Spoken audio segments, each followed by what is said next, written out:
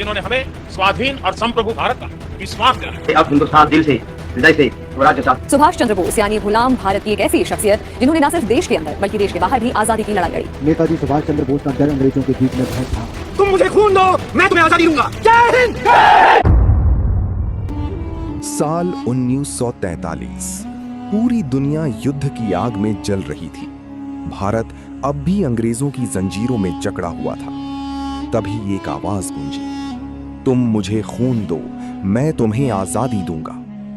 ये सिर्फ एक नारा नहीं था, ये करोड़ों भारतीयों के दिलों में आजादी की आग बनकर उतर गया। उस आवाज का नाम था नेताजी सुभाष चंद्र बोस। 23 जनवरी 1897 को उड़ीसा के कटक में उनका जन्म हुआ। बचपन से ही वे असाधारण बुद्धिमान, अनुशासित और अपने देश से गहरा प्रेम करने वाले थे।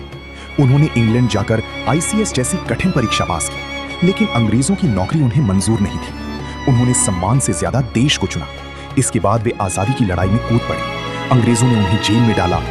1941 की एक रात वे भेष बदलकर अंग्रेजों की निगरानी से निकल गए। ये सिर्फ भागना नहीं था, ये भारत की आजादी के लिए शुरू हुआ एक साहसी अभियान था। विदेश पहुंचकर उन्होंने आजाद हिंद फौज की कमान संभाली। हजारों भारतीय उनके साथ जुड़ गए। उनका सपना सिर्फ एक था, भारत की आजादी। 18 अगस्त 1945 को विमान दुर्घटना में उनकी मृत्यु की खबर आई, लेकिन आज भी उनकी मौत इतिहास के सबसे बड़े रहस्यों में से एक मानी जाती है। नेताजी हमें सिखा कर गए कि आजादी कभी भीख में नहीं मिलती, उसके लिए साहस, त्याग और बलिदान देना पड़ता है।